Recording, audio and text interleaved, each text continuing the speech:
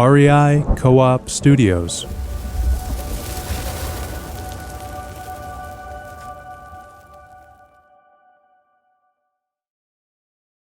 Hello.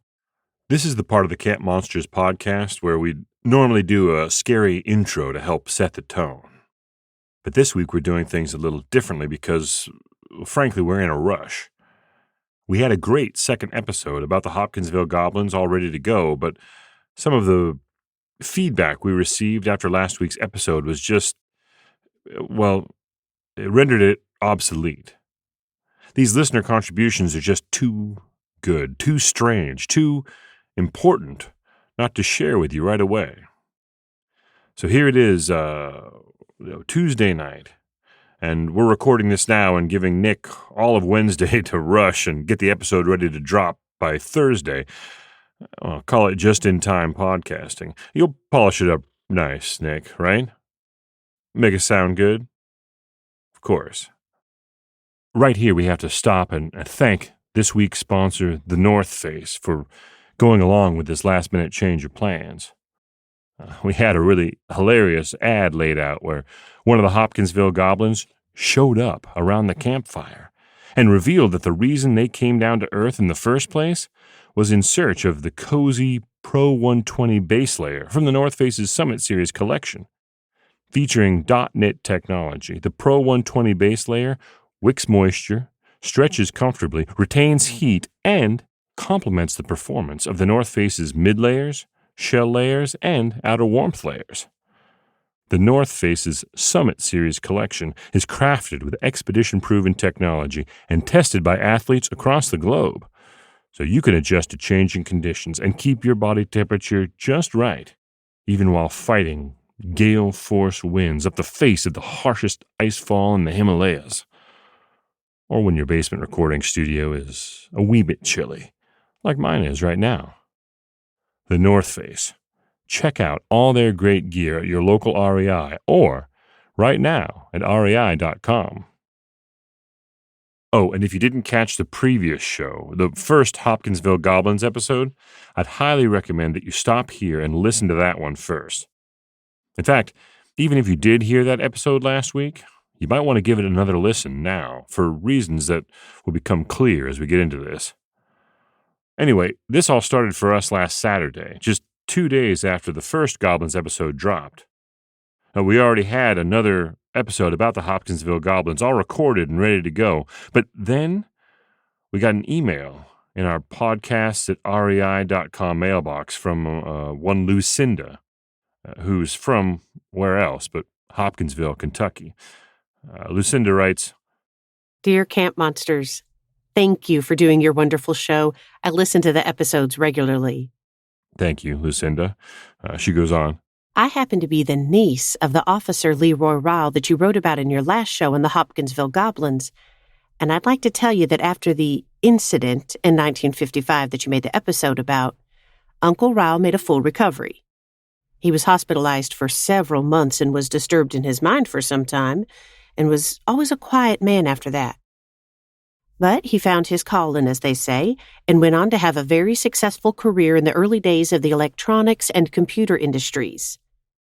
Okay, well, that's nice background to last week's story, but hardly worth interrupting our episode release schedule to bring to you.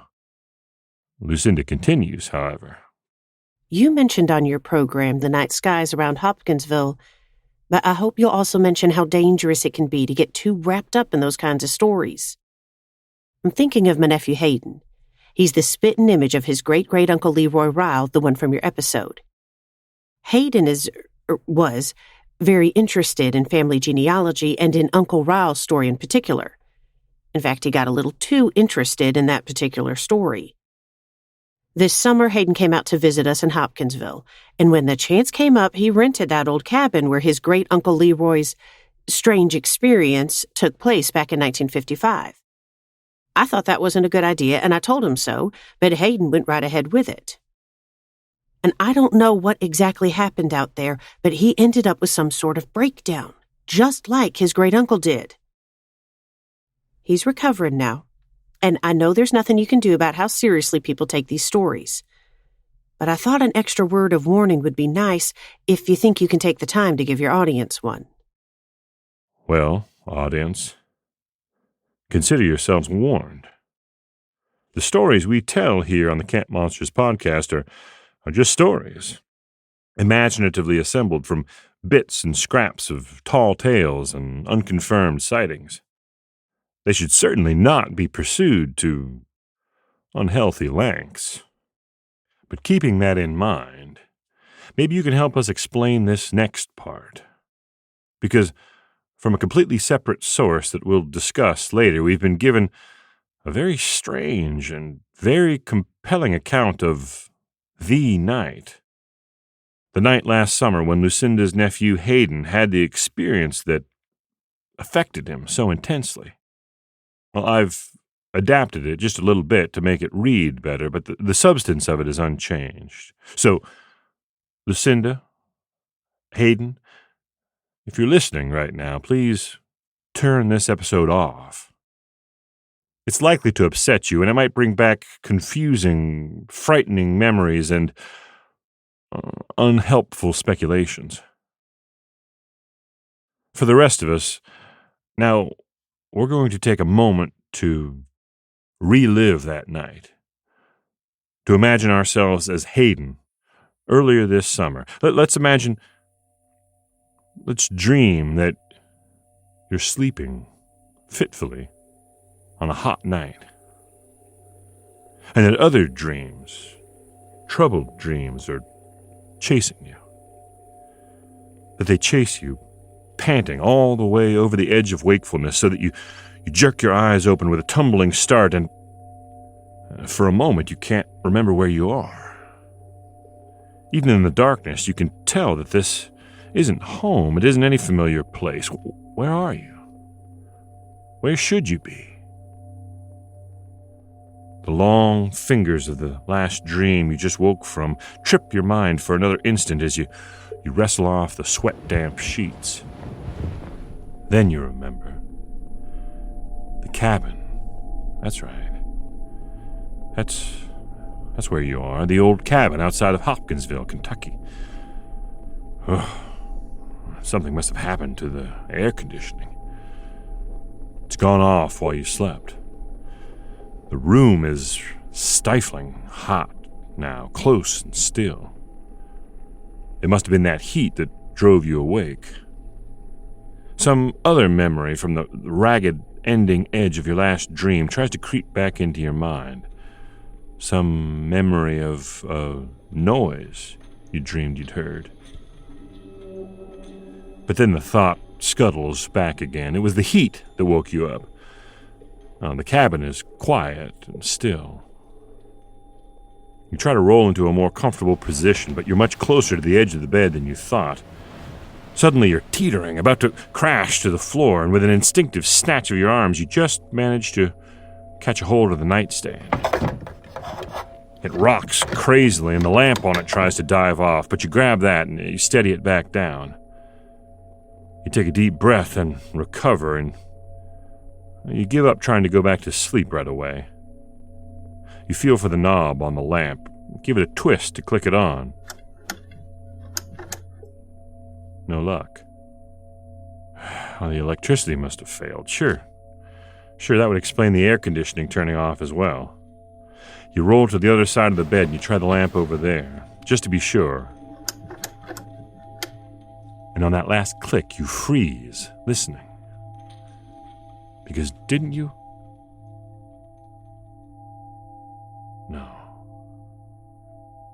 No, it's a quiet night. It's very quiet in the cabin. You listen and confirm just how quiet it is. Yes. Very. Silent, even. Not a sound from the house, not a peep from the woods so close outside. These windows must be really soundproof. You reach out until you feel the edge of the window blind, then lift it up and glance at the night outside. You don't know what you expect to see. Moonlight, maybe woods, but out there, out in the forest are lights. Beams of light, like flashlight beams, but it's hard to understand how some of the lights could be up so high, shining down like they were just above the treetops. And those lights are moving, aren't they? What could they... In one sudden, electric moment, you come fully awake and you remember the whole reason that you're out here in this little cabin outside of Hopkinsville. Your family history, your great-uncle Leroy, the strange, cold lights that played a part in his story. This couldn't really be happening. This must just be another one of those strange dreams you've been having recently. But you feel so awake now, and you look, and still the lights remain, drifting weirdly, silently, coldly above those trees. You jump up, and you feel frantically on the bedside table for your phone to snap some pictures. But of course it must have dropped on the floor when you almost tipped the table over, falling out of bed. You slide your feet around, hoping to feel it, but no luck. So then you have to decide. You can't just stay in here, crawling around, feeling for your phone while the lights, and maybe the explanation to the whole Hopkinsville mystery, and your Uncle Leroy's part in it, fade and disappear. This is it.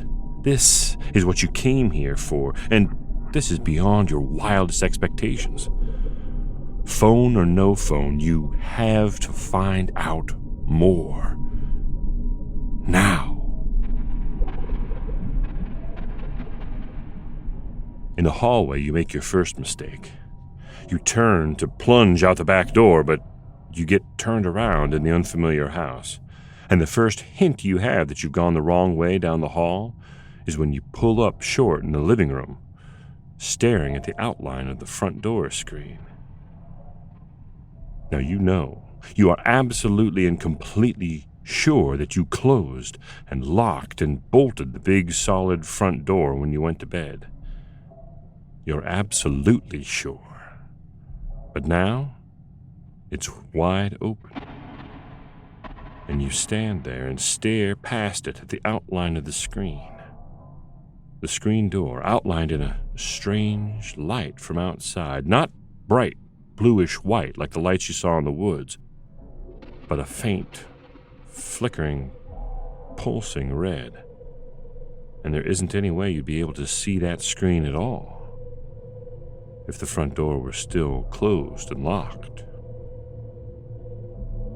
Your heart rate rockets and you stand very still and become aware of every little thing your senses are telling you.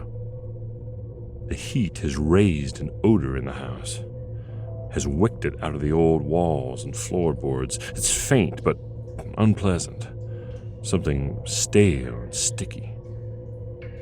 You hear a faucet dripping into a full pan in the sink.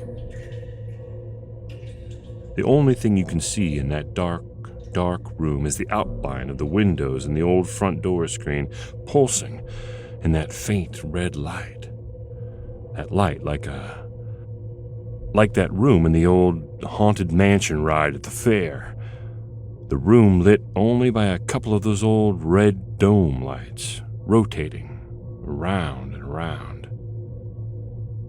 Something very, very strange is going on here.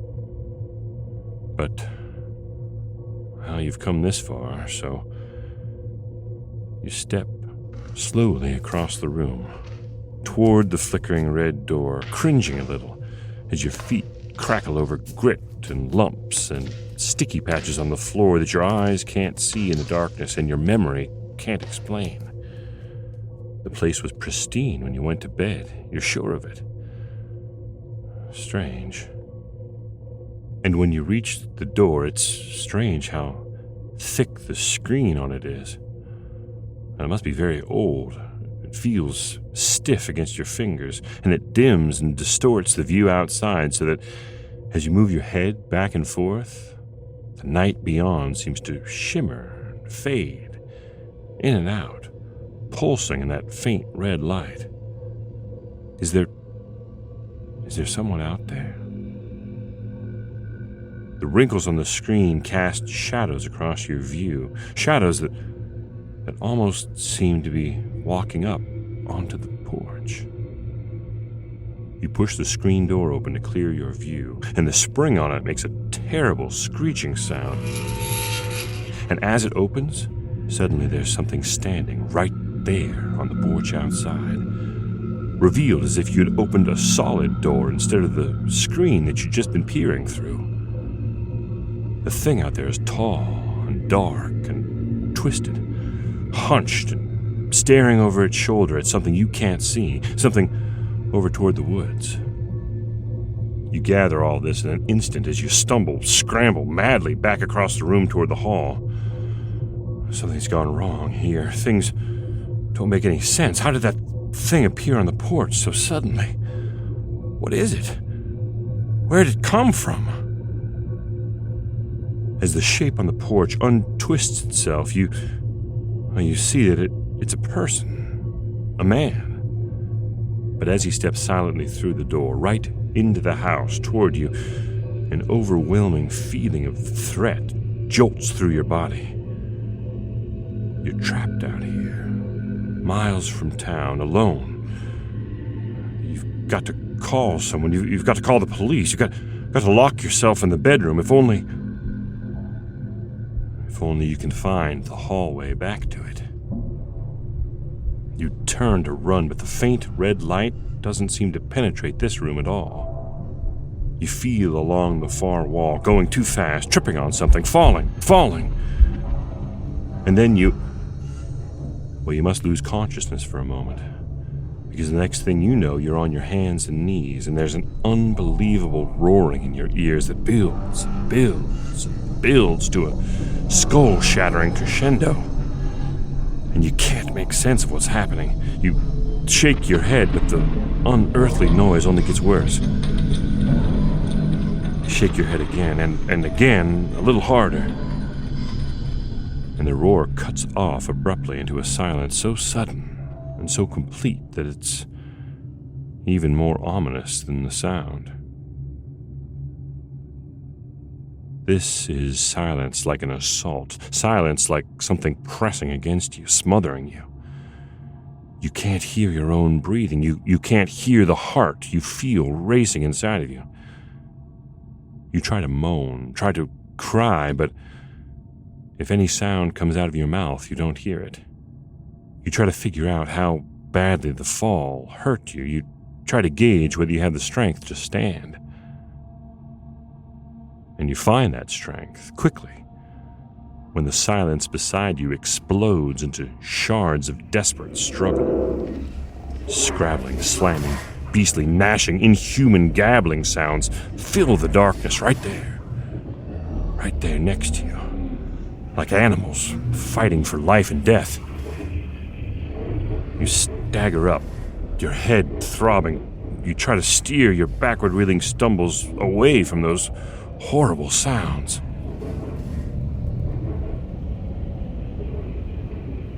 A moment's quiet.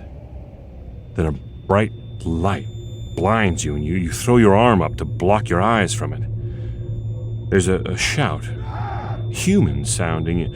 You lower your arm for an instant, and the light hits you full in the face, and someone shouts again. But how can they shout your name? Your last name? Rile! Someone shouts your name at you, and what? Nothing makes sense now. How can... You freeze and you squint into the light as the rattled gears of your mind slip and grind, trying to figure out who, how... And then there's a power surge or something, a grinding, humming sound, and the lights come back on in the whole room, but no, it's not the room lights. No, it's a cold, bright blue light that streams through every door and window so you can see everything very clearly, but I'm afraid that sudden vision doesn't make things any better for you. In fact, it makes everything much, much worse.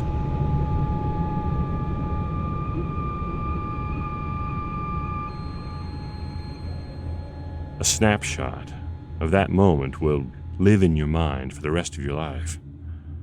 The small cabin room, with every door and window aglow in bright blue light. There's a policeman crouched near you, right in front of you. Blood dripping from his hand, his face a rigid mask of adrenaline, his flashlight shining on you.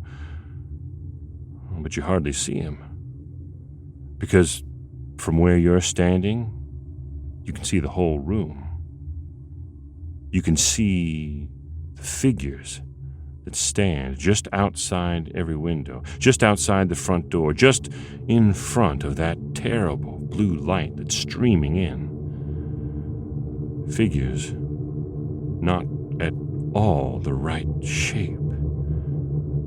Too short, arms too long, heads all wrong, skin too pale, too slimy, eyes too large, pure red, teeth too long, too gray, movements too jerky, too jittery, too sharp, like a film skipping frames.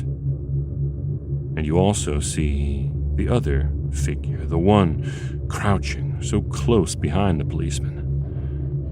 It's like the other ones in the window, but bigger and uglier, and with a few of those too long, too sharp, too gray teeth missing, with black blood running from its mouth. You watch it gnash those horrible teeth. You watch it twist its head toward you in that herky-jerky way.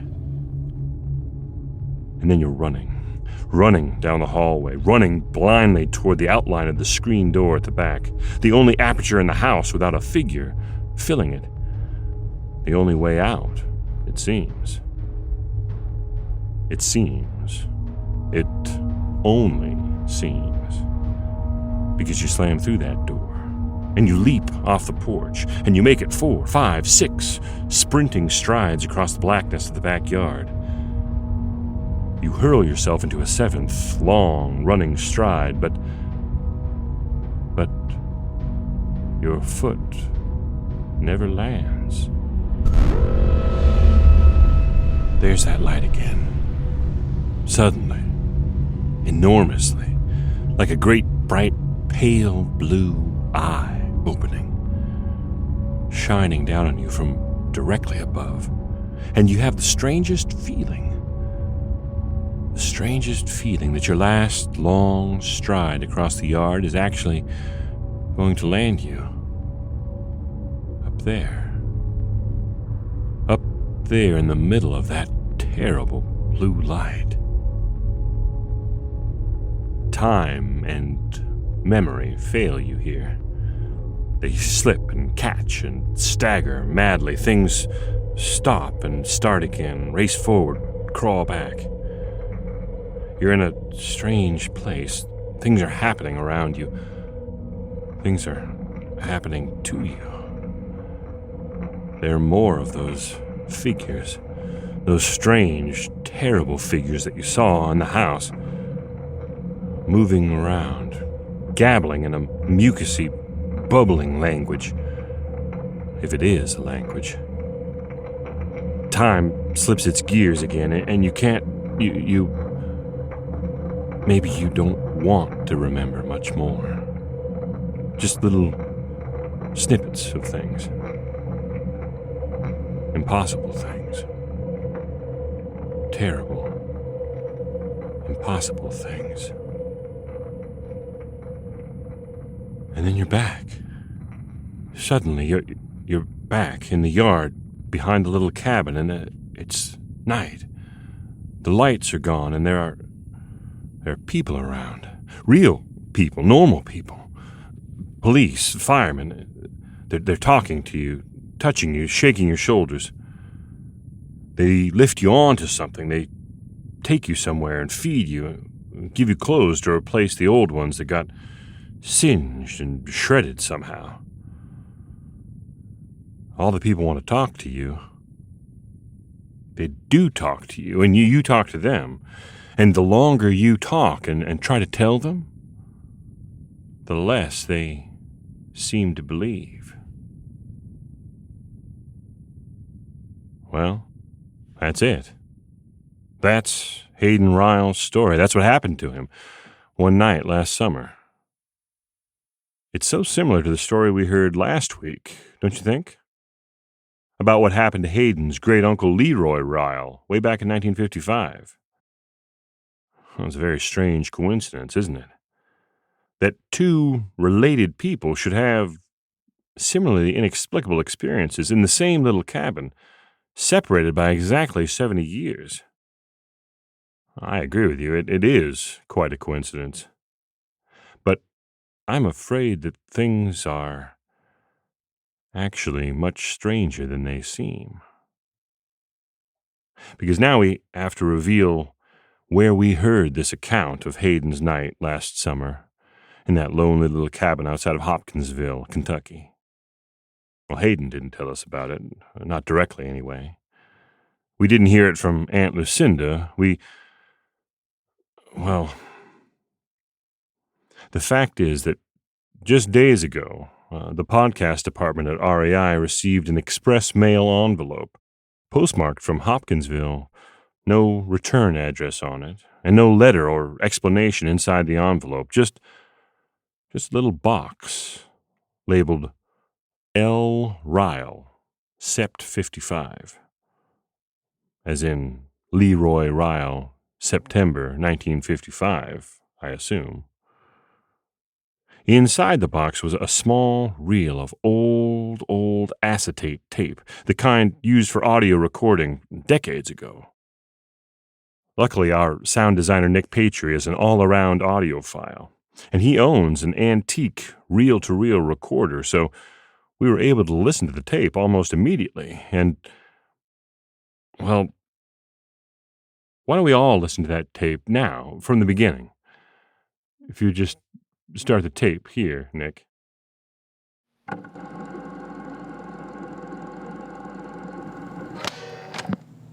Ms. Hampton, this is the Rile interview. To transcribe for the conference, start around the minute 30 mark if you could.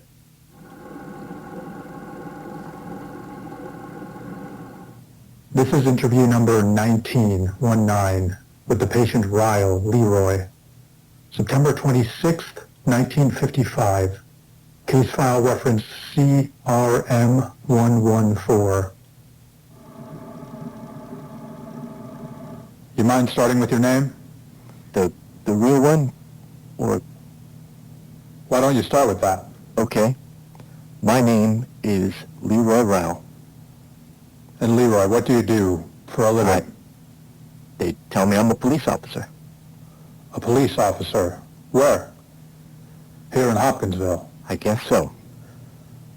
Now, tell me again about what's been happening to you lately.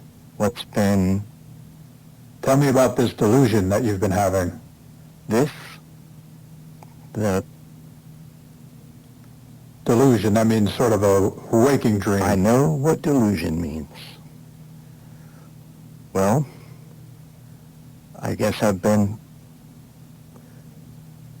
feeling like I'm not really Leroy Rile. Mm-hmm. Who are you then? Well, I guess I've been dreaming that I'm somebody else. I'm, Leroy's great-nephew, a guy named Hayden Rile. Huh. And what year do you think it is? It should be 2025. I see. You say it should be that year. Do you believe that it is that year? Well, I don't know. You were convinced of it when we first talked, when you were first brought in here. Well, Everything here seems so 1950s. Clothes, the cars. I don't know, but I'm starting to believe it. I have to. I have to. I know I have to. I have to believe I'm actually back in 1955. Now you say you're back in 1955, so you feel like you've been here before. You remember all of this, deja vu, relived experience. No, I wasn't even born till 1998. I've just read about the 50s, seen the movies. Yes, all right. We've been over all that in our previous interviews, haven't we? But don't worry. You're making progress, Leroy. You're making great progress, and we're going to get you through this. We're going to snap you out of it. Now, Leroy. Leroy? Yes. Now we're going to try something. The medicine I gave you earlier should be taking effect now, and we're going to try something. How do you feel? Good. Relaxed? Yeah, I feel good. Good. Now I've got something in my hand. Do you see what it is? It's just a pen. It's a writing pen. That's correct. Now I'm going to hold this pen up here, right in front of you. And I want you to look at the very point of this pen. I want you to concentrate on the point of this pen. Concentrate. Good. Good. Now you're becoming, as you concentrate, you're becoming very relaxed. Very relaxed now. Sleepy. You're very sleepy. You're getting very sleepy now. Your eyes are heavy. Completely relaxed. Completely relaxed. Now, Leroy, we're going to go back to the night that all of this started. We're going to go back to that night in the cabin. We're going to go back to the cabin, and it's nighttime. It's that night. Your eyes are closed. You're going back there. You're back there now. Can you see it? Do you remember the cabin in Hopkinsville, Leroy? Leroy. Hayden? Yes? What's that? Who am I talking to? Hayden. Hayden Rile. All right, well, fine then. Where are you, Hayden? Are you in the cabin? Yes. What's happening? What can you see? In bed. You're in bed, and what's happening? Had a nightmare. Sit up. Can't remember where I am. But you're in the cabin? Yeah, then I remember the cabin in Hopkinsville, where Uncle Leroy had this. Oh, so hot in here. The lamp. Try to switch the lamp on, it won't go. Roll over. Try the other one, but click, click, click, you know. What happens then? Noise. Think I hear something, maybe not. I lift the shade on the window and they're out there. What is out there? What do you see? Lights. Lights out there. Moving through the trees. Beams of light. Moving.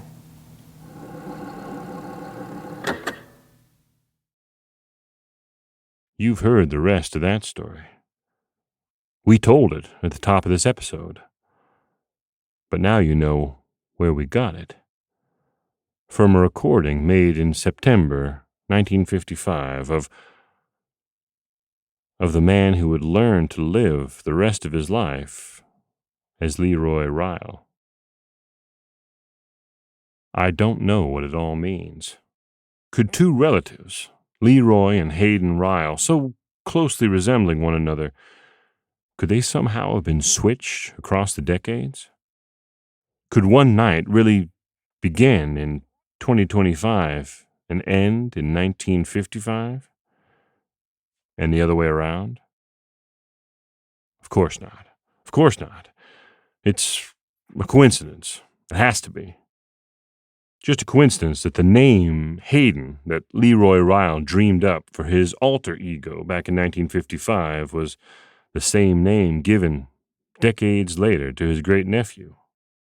Coincidence that when I reached out to Lucinda, you remember, Aunt Lucinda, the one who sent us the email that started all this, when I reached out to her, she filled in the details that Hayden had been found one dawn last month behind that same old cabin outside Hopkinsville, kneeling in the very center of a circle of grass flattened outward, with his clothes hanging in singed tatters around him, staring up at the sky and insisting calmly to the neighbors who found him that he was Officer Leroy Rile of the Hopkinsville Police, circa 1955. Lucinda added that Hayden is making a good recovery, or a good adjustment, depending on what you believe. He's accepting that the year is 2025, and he's learning, or relearning, to respond to the name Hayden instead of Leroy. His biggest struggle is remembering how to use modern technology. You'd think he'd never seen a smartphone before.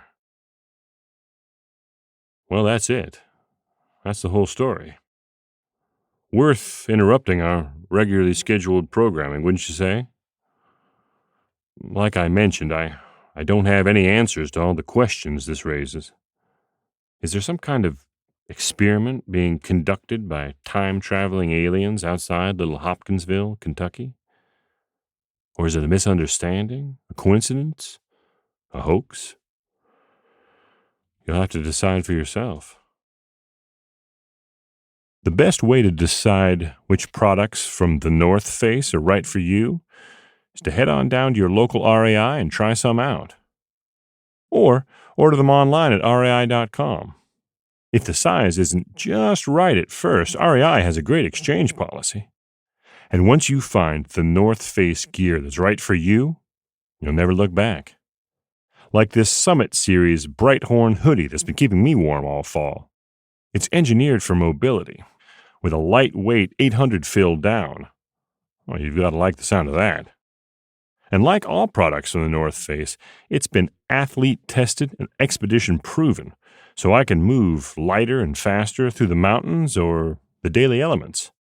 When it gets colder and rainier, I can complement this Brighthorn hoodie with the shell layers and outer warmth layers of the rest of the North Face's Summit Series collection, which have all been designed together to maximize collective performance. Remember, wherever you're trying to get to, the best route is the North Face.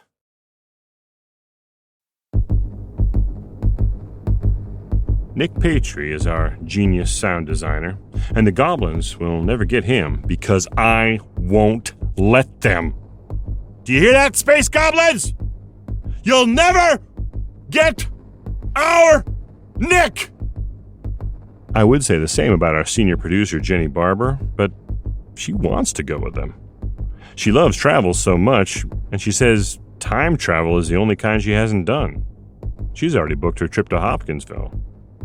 Meanwhile, those same alien goblins accidentally swapped our executive producers Paolo Motola and Joe Crosby when they returned them to Earth.